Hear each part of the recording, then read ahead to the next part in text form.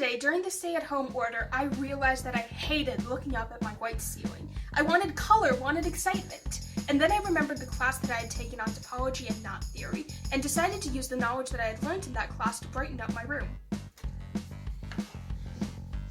Now, knots aren't just really cool decorations, though they definitely are that. In their most basic form, they're closed curves, shapes that can be manipulated by pushing and pulling, but only when it influences both sides of a loop.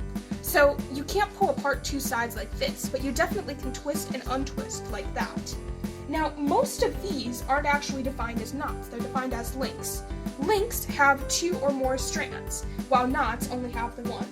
But, removing all of my very pretty links, we still have some really cool knots that we can talk about. Let's start with this knot, which is a composite knot.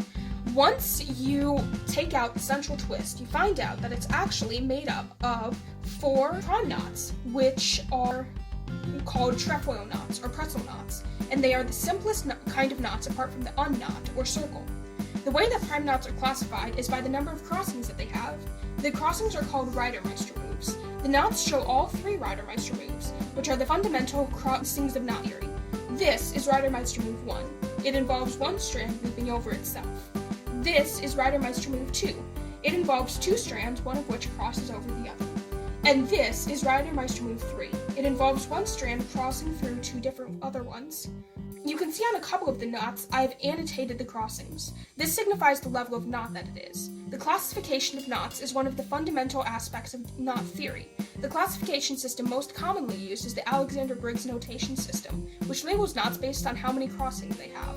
Chirality is the mirroring and handedness of the knot. It's the question of whether the knot is reversible or not. Going back to our composite knot here, we can see that the prime knots that make it up are chiral. This knot has a right-handed crossing in the middle, while this knot has a left-handed crossing. This proves that these trefoil knots aren't chiral. Chirality is very important in working with knots because it dictates the later interactions within the knot. If the knot is right chiral, the later strands tighten in one direction, and if it is left chiral, it tightens in the other direction. Being able to learn about prime and composite knots and Reidemeister moves and chirality brings me a lot of happiness. I have colorful knots in my ceiling and they bring me a lot of joy. But being able to tell people how they work and how to classify them, that's the real joy. And that's why I love knot theory and topology. Thank you for watching.